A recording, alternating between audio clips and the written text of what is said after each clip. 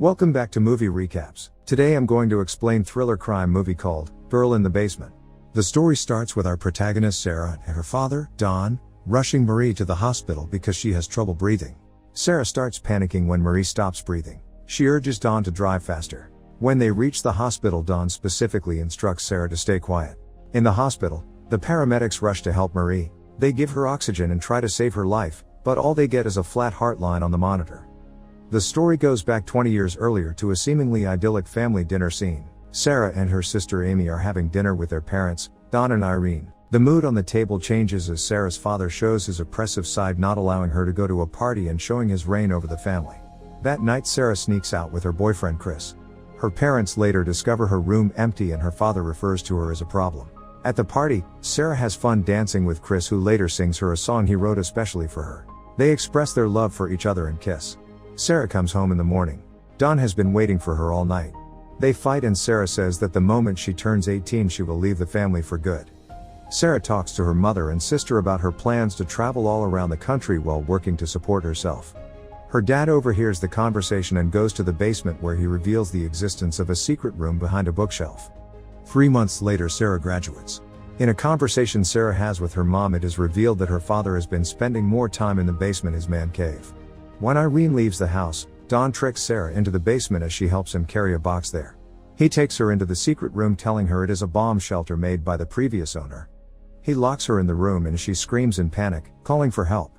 Unfortunately, nobody can hear her as the shelter is soundproof. Her mother, worried about her whereabouts, calls the police. On the 4th day, her father visits her and coldly explains the logistics of her captivity. From now on she will have to earn everything she gets, even the clean ventilated air. Before he leaves, Don is taking advantage of Sarah. A cop visits the family saying that she has likely left for her planned long trip across the country. Her mother does not believe that Sarah would ever leave home without saying goodbye, especially before her 18th birthday.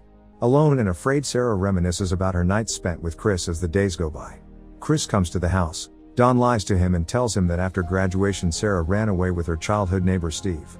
On the 21st day of captivity in the basement, she celebrates her 18th birthday and her dad brings her a cake and a red nightgown as a gift. She asks for a clock and he tells her that she has to do something for him so that he does something for her. When she disobeys him, he beats her. Almost a year after her captivity she is revealed to be pregnant and her water breaks. All alone she gives birth to a girl named Marie. 4 years later Sarah is pregnant again. Don lives a secret double live, one with his wife Irene and daughter Amy, and another in the basement with Sarah and her daughter Marie. Still worried about the whereabouts of Sarah, Irene wants to hire a private investigator, but Don firmly says no. As a gift for being good, Don brings a TV in the basement for Sarah and Marie. Later on, Sarah has a second baby, a baby boy Michael. One night Sarah makes her terrifying life story into a bedtime story filled with princesses and knights that she tells to her kids. Chris visits the house again, asking around for Sarah. Her sister Amy tells him the truth. Realizing that Don lied to Chris, they talk about how horrible he has always been to Sarah. Amy is afraid that Don might have killed her, citing his personality and bad temper in the past. To make the time go by, Sarah creates imaginary adventures for her children to help them forget the outside world. In the meantime, Don is confronted with his lies by Amy and Irene. A horrible fight ensues. Furious, Irene yells that she'll do everything in her power to find her daughter. During their fight, Don drops his keys on the armchair. Amy takes the keys and goes around to the basement to look for clues. Don finds her, gets his keys back, and fights with Amy. She is mad, afraid, and blames him for causing Sarah's disappearance. As time passes by, Sarah has another baby boy who she names Thomas. Being nice and calm, Sarah convinces Don to take the third baby upstairs. She persuades him by explaining that there is no room for another baby in the basement and that she doesn't have the time to take care of it. The baby is left on the house's porch to be found by Irene. In a heartfelt note in the baby basket seemingly written by Sarah, she writes that this is her baby and that she wants it to be raised by Irene. In the letter, she explains that she and her boyfriend don't have the means to take care of the baby. In the basket, there is also another note from Sarah pleading for help. Unfortunately, Don is the one who discovers it and assaults her again. The years go by. In captivity, the children develop an extraordinary imagination, expanding their mom's bedtime story. By now Sarah has been in the basement for 14 years. Marie has grown into a beautiful young girl that one night tries out makeup. When Don shows interest in her beauty, Sarah begs Don to leave her daughter alone. She does not want her to be assaulted. In return, Don shuts down the power which controls the clean air. While gasping for air, Marie expresses her concerns about never meeting anyone and having no friends. Throughout the conversation, we realize that Marie has no idea that Don is both her grandfather and father. Now grown, Thomas finds his grandmother crying in his mother's bedroom. Irene misses her daughter and talks to Thomas about how magnificent Sarah is. At the same time, in the basement, raindrops start dropping from the ceiling. Sarah climbs up to discover a damp roof. Using a spoon, she digs her way to the surface, where she flashes a distress signal. A neighbor notices it and tells Dawn about it rather than checking it out. Dawn beats Sarah, who is pregnant again. The beating causes her to lose her baby as she sobs from the pain. Sarah has a stillbirth and Dawn buries the baby in the yard. Dawn goes to the basement and complains. He also praises Thomas, who is now a strong athlete. When Marie and Michael ask when they are going to be let into the outside world, Dawn blames Sarah and her bad behavior. She is the reason they are down there, trapped. Pressured by her children's endless questions about their life, in a fit of rage, Sarah shouts and demolishes all their furniture. Exhausted, she falls to the ground, remembering her happiest moments with Chris. Her children put a blanket on her and clean up their home. They apologize to her. Emotional, Sarah tells them that they're old enough to hear the true story behind their life in captivity. So far, they knew that Dawn lives upstairs with their Aunt Irene to help take care of Thomas. Sick of all the lies, she tells them everything, starting from the fact that her life is the inspiration of their favorite bedtime story. Gently, she explains that Don is her dad, as well as their dad. The moment Marie finds out the painful truth, she has a severe asthma attack.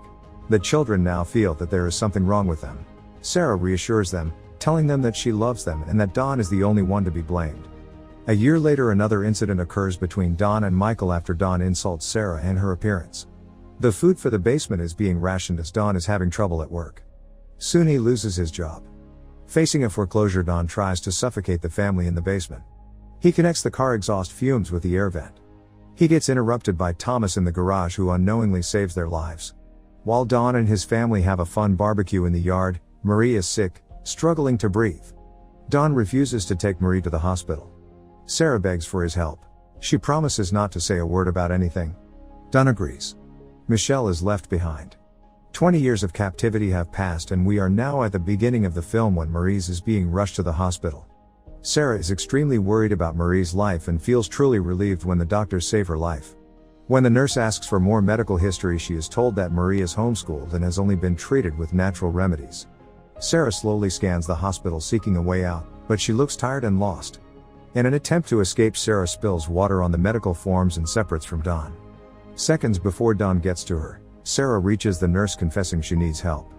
A police officer goes to talk to Don. The police arrest him.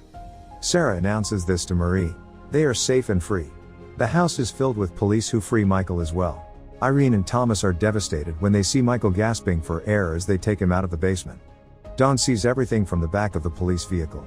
Later on, during a beautiful summer's day, Marie, Thomas, and Michael play in the countryside while Sarah, Irene, and Amy watch over them from the house's porch.